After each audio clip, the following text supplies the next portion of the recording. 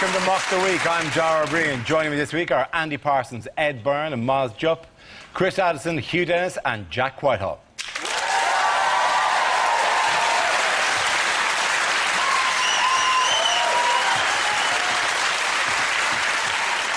We start with a round called Headliners. Here's a picture of the Prime Minister and the Chancellor, but what does SCDC stand for? Is he telling people the only two people that won't be affected by the cuts? Samantha Cameron and David.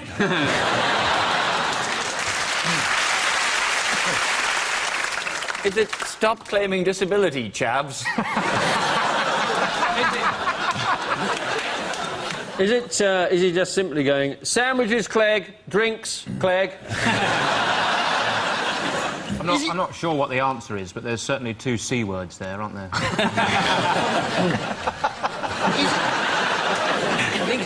He's forgotten his hand puppets. This is a little act he does called Saint Cameron, Devil Cameron. Oh, I'm just an ordinary bloke, just cares about the common man. Oh, burn the poor. Oh, stop it, Devil Cameron. Stop it. Is it to do with, in fact, the child benefit cuts? Is that what it's to do with? Well, Is yeah. it save cash, don't copulate? Is he quite simply saying, starving children don't care?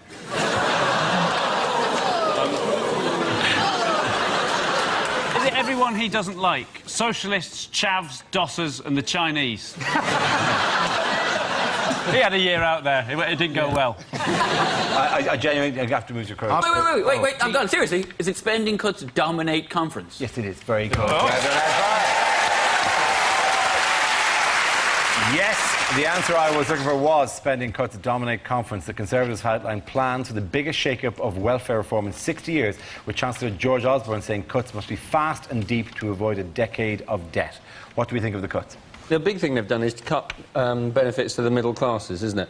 Because they know that child benefit for the middle classes will simply be spent on olives and lemon drizzle cake. Osborne's speech, did you hear his speech? He said, just over the horizon is the Britain we're trying to build. What, France?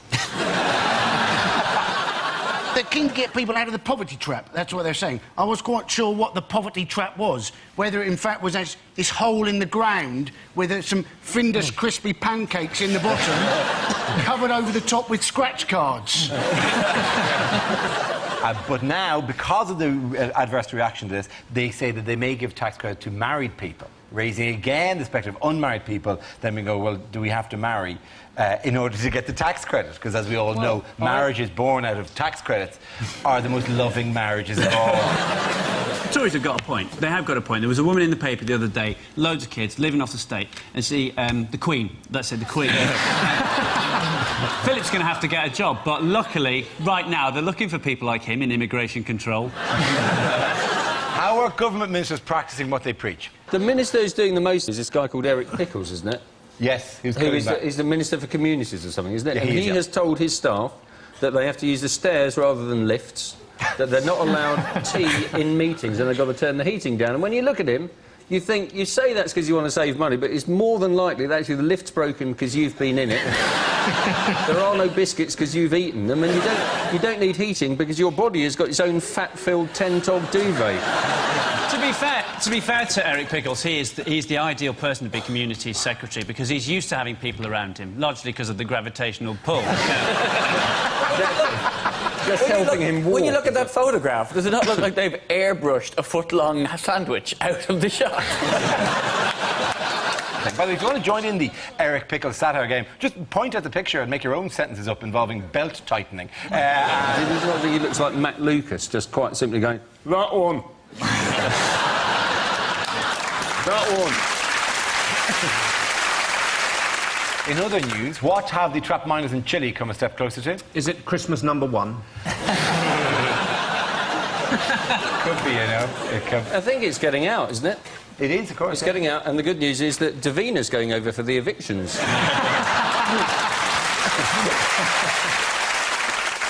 it not? Actually, it's that the rescue pod has arrived, isn't it? The rescue pod. The thing that's going to pull them out has arrived. It's a lift. This thing is a lift, and it's got a microphone in it, so they can talk to the surface, and the surface can talk to them and say, we apologise for the cancellation of your lift service. I read that in there that this thing that they're getting lugged up in is like a metal coffin. It said it had Wi-Fi access. So I think if I've been in a mine for 2 months, the last thing on my mind when I'm getting pulled up to safety is checking my emails.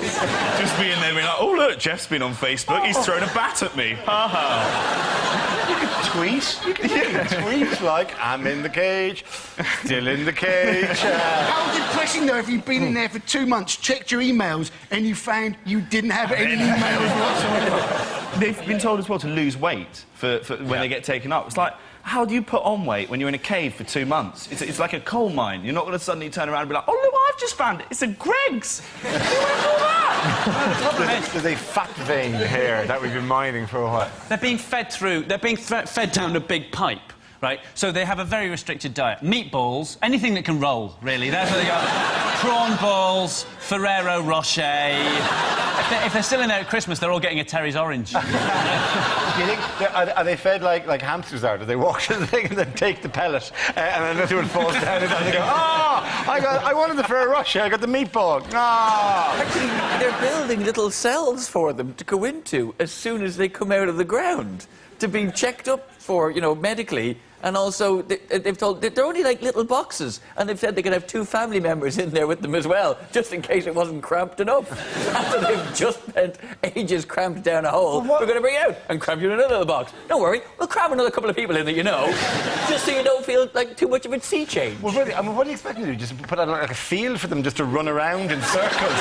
Figures of a wee! Yay! Just running over the hill. Whee! In short, yes! And also, it doesn't necessarily be 2 family members. I mean, like, most of them, it'll be agents and ghostwriters. And people going, good news, Javier Bardem is lined up to play you in the movie. Hey! Bad news, you got Ahmed Jalili.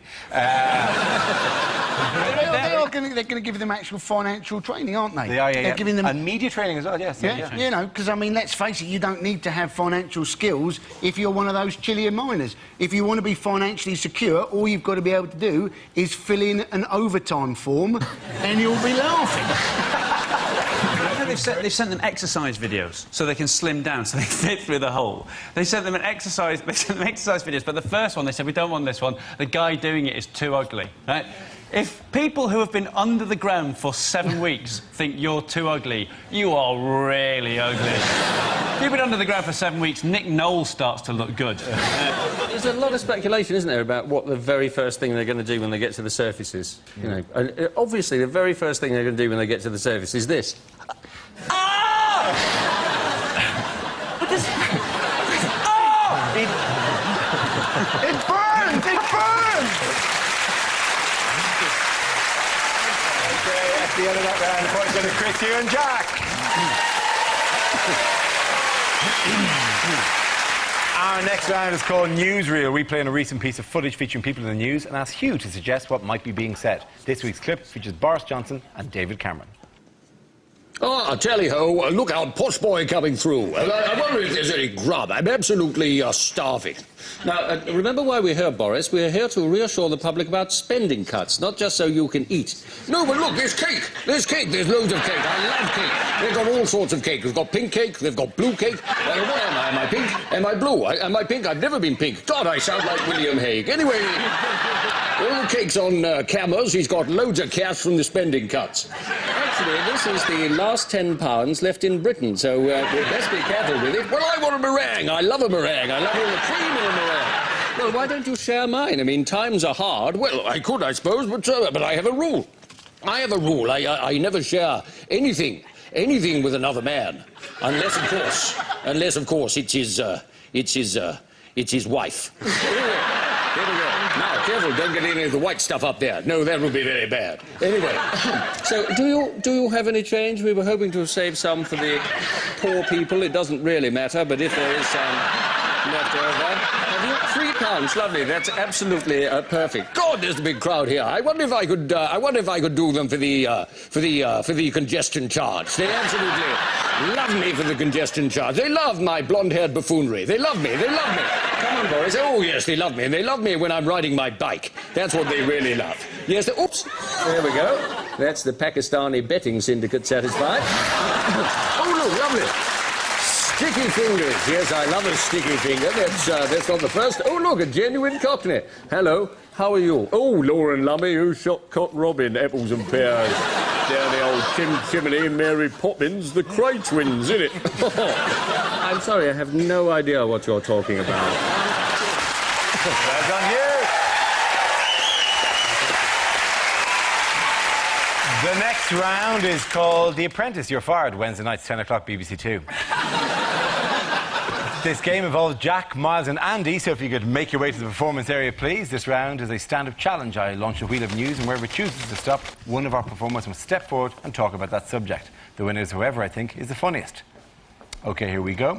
Let's spin the wheel. And it's the economy. Any persons? I suppose we should be grateful we're not in Greece. Things very bad there. There's rioting. Things so bad, the austerity measures, that they can't even afford to put petrol in their milk bottles to chuck them. Things are so bad they're having to put milk in their milk bottles. That's how bad things are. Oi, take that! Yeah! In 2 hours, your clothes are going to smell really bad.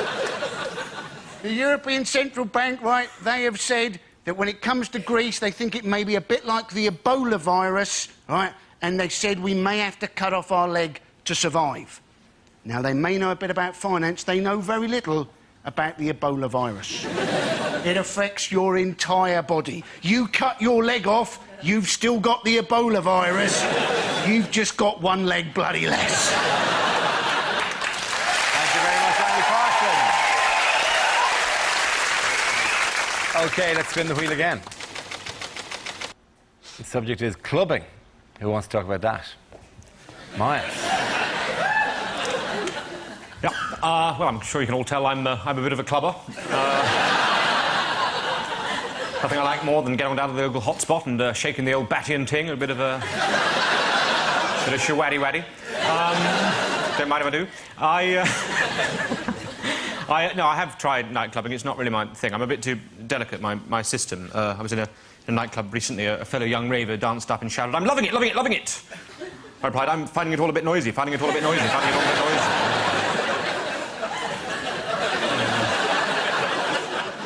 People jump around like crazy in those places. At one point, my cup and saucer was knocked clean out of my hand.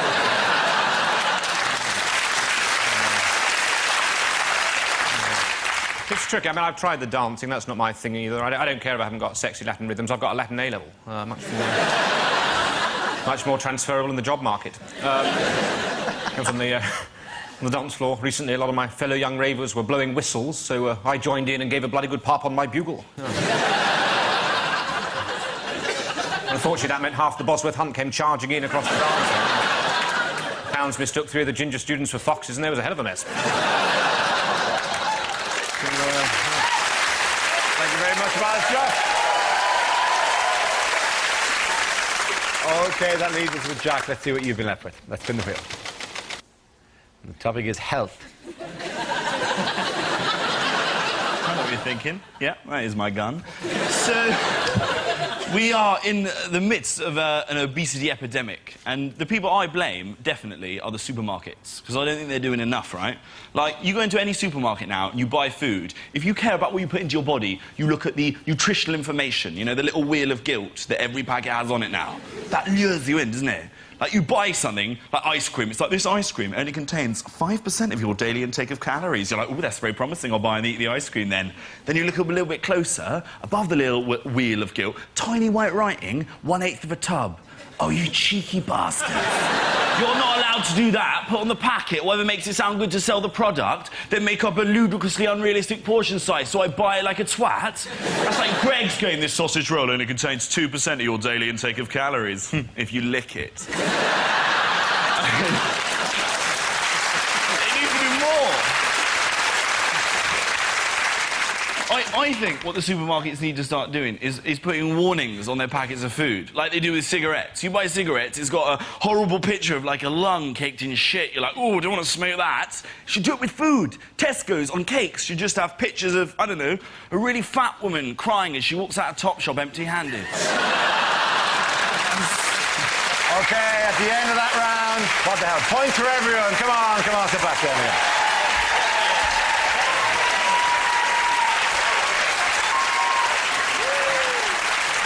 Our next round is called If This Is the Answer, What Is the Question? On the board are 6 categories. Miles, which category would you like? Sport, please. OK, your category is sport. And the answer is 4 days. What is the question? At what age do Scottish children start drinking? As a sport. Is it the time it takes for light to travel around Eric Pickles? Is it how long after becoming president would Sarah Palin nuke Iran? How long can a Chilean miner make a tracker bar last for?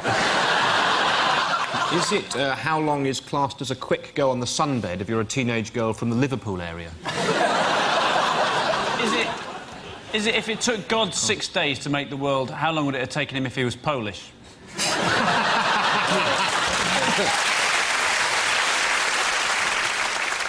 Is it if Nick Clegg got kidnapped, after how long would it take someone in Downing Street to say, ooh, no one's changed the ink on this printer? Is it how long does a bag for life normally actually last? Is it how long did the Ryder Cup last? It is indeed. Well done, thank you very much, you there. The question I was looking for is, how long did this year's Ryder Cup last? For the first time in its 83-year history, the Ryder Cup entered into a 4th day of play on Monday due to bad weather in Newport in Wales. The delay to the event, which is won by the European team in a nail-biting finish, was caused by a succession of torrential downpours. Did any of you manage to tune into it all? I did manage to tune in. I tuned in whilst I was actually there because there wasn't any golf being played when I was in fact there. Turned up 9:45 a.m. on the Friday, just as play was suspended. £100 a ticket, no refund.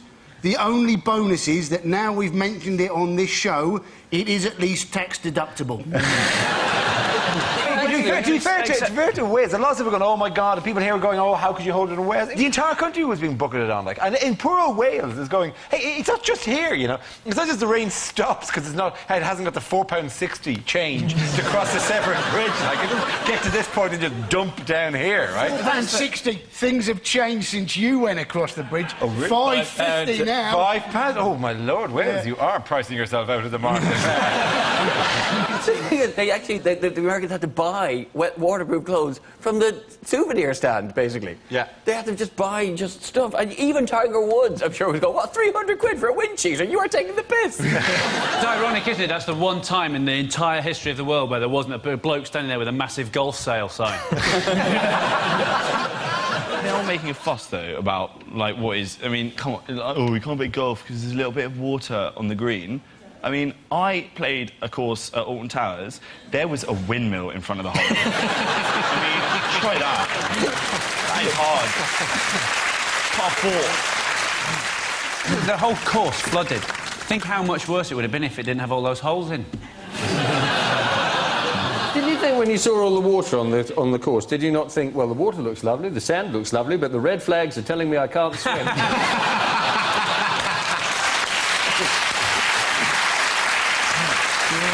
What other big sporting events got underway this week? This is the story that the Commonwealth Games has got underway. The opening ceremony, loads of drummers drumming, apparently just to mask the sound of actually the people who are building the rest of the stadium around the outside. And there was fireworks, which weren't actually fireworks, just somebody plugged in one of the scoreboards.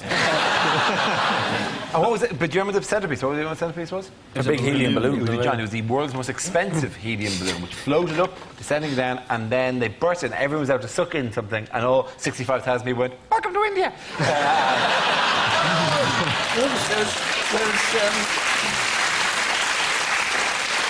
I didn't see the opening ceremony, but it said in the paper that Prince Charles gave a speech, and in the paper it actually said Prince Charles read out the Queen's address.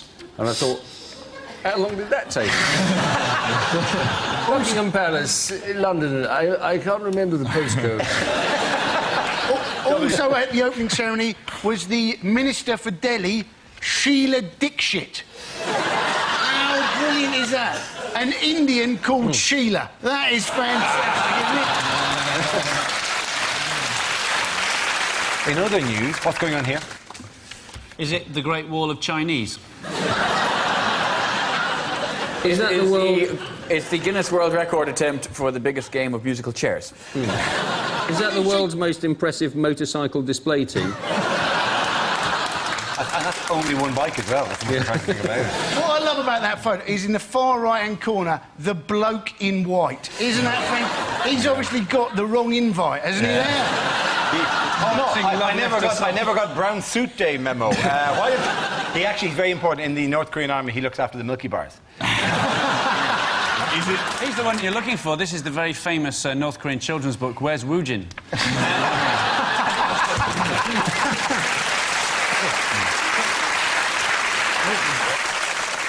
You thought your version of Guess Who was hard? Does he have black hair? Does he look a little like Kim Jong-il? No. Is it an attempt to show that they have some enormously tall people in Korea? As a stand-up comic, I just look at that and think, ooh, tough crowd. Yes, this is the unveiling in North Korea of Kim Jong-il's son, Kim Jong-un, which looks definitely like Kim Jong-un, who's been unveiled for the first time in his adult life, unveiled to the world for the first time in his adult life, and is reportedly being referred to as the young leader. Is it a North Korean magic eye picture? If you defocus your eyes, you can see a dolphin being oppressed. My favourite moment of the whole World Cup was watching North Korea play Portugal on BBC Three, and throughout the entire game there was a little caption in the top right-hand corner that just read, "Press red button now." I thought, don't tell them that. Do you not think, everybody, that Kim Jong-il is beginning to resemble Bono quite a lot? A sort of weird little man with dyed hair and sunglasses, continually spouting dreams while the rest of his countrymen wish he'd just shut up and die. I think they're very good live, actually. They're worried against them. They're very good in Wembley. Is it the first publicity shot of the acrobatic troupe that won Korea's Got Talent? I'll tell you what they're not called. They're not called Diversity. At the end of that round, the points go to Miles, Ed and Andy. Not, I think, unreasonably. Now we come to scenes we'd like to see, so if everyone can make their way over to the performance area, I'll read out this week's topics and then we'll see what our panellists can come up with. OK, here we go. The first subject is lines you wouldn't hear in a TV detective show.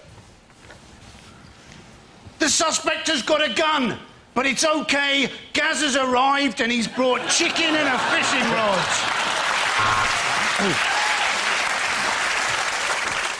I'm not doing it. This is a midwinter murder. It's freezing. It's not in the contract.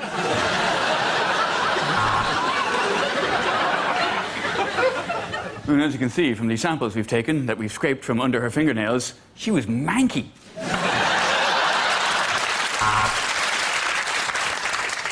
He were a policeman that got hit by a car and thought that he'd woken up in 1970. He were wrong. It were present day. This is CSI Hull. Sergeant, if you look closely, there are semen stains all over these bed sheets. Let's book into the Holiday Inn instead. Poirot, you've done it again. You've bored me shitless for the last 2 hours. So that's it. At the end of a 3-month investigation, that is it. It's Colonel Mustard in the living room with a lead pipe.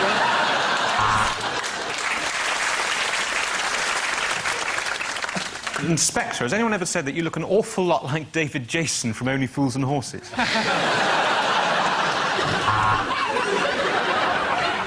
Yes, Miss Marple, we've had the lab results back, and it's very interesting. Actually, it's thrush.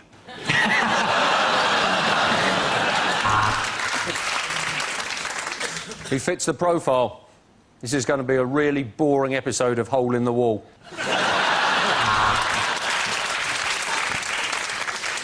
You're probably wondering why I've asked you all to gather here in the library. Sorry. Probably wondering why I've asked you to gather in the library.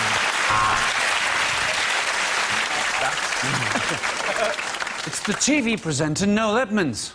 Have you any idea why he was killed? It's the TV presenter, Noel Edmonds.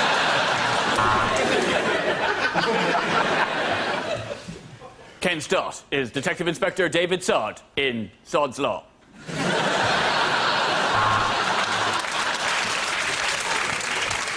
Well, we know now who's responsible for the killing. It's society, yeah? Yeah, you want to think about that, hmm?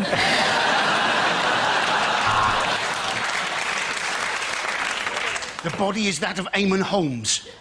We may need a little more chalk. OK, the next topic is unlikely things to hear from a sports commentator. So just 80 metres to go and the building of this running track will be finished. And Ricky Hatton there, bleeding heavily from the nose. This boy really knows how to party.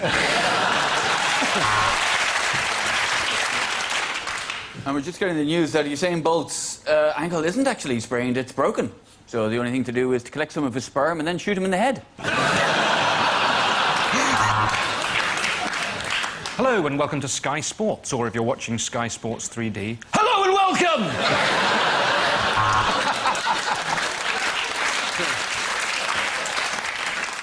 Ah, the smack of leather on willow as Sue Barker walks into a tree.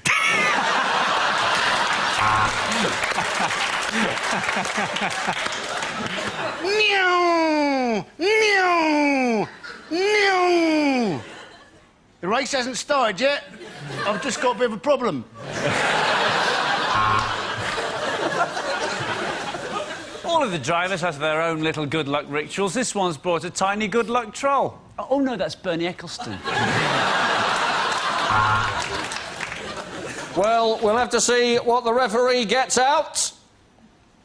I don't think any of us were expecting that.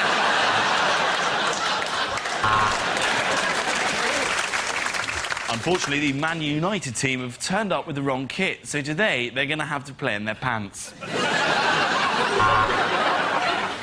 He's got his wood out and he's in a nasty bit of rough. He needs to get to the golf course as quickly as he can. Well, I have to say, I do agree with the crowd. The referee is a wanker.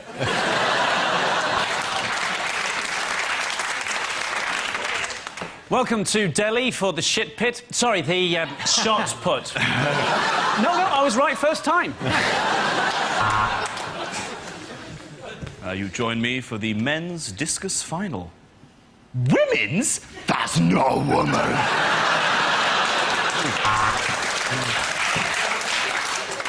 And as the Derby winner is led out by his jockey, the sexual tension is almost unbearable.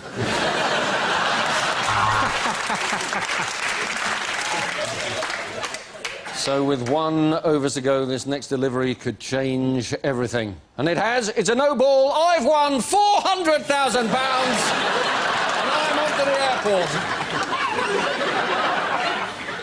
Oh, and that's a beautiful shot there on the black.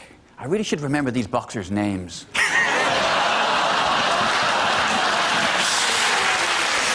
at the end of that round, the points go to Ed, Andy and Mark.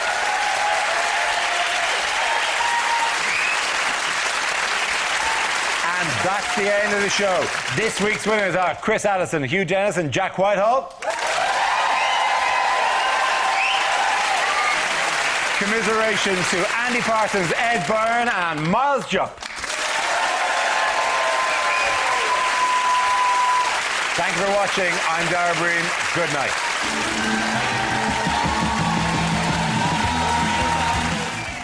Terry Wogan guests on The Rob Brydon Show tomorrow night at 10. No pressure there then, Rob. And there's more panel show comedy on BBC Three now. Simon Bird hosts The King is Dead.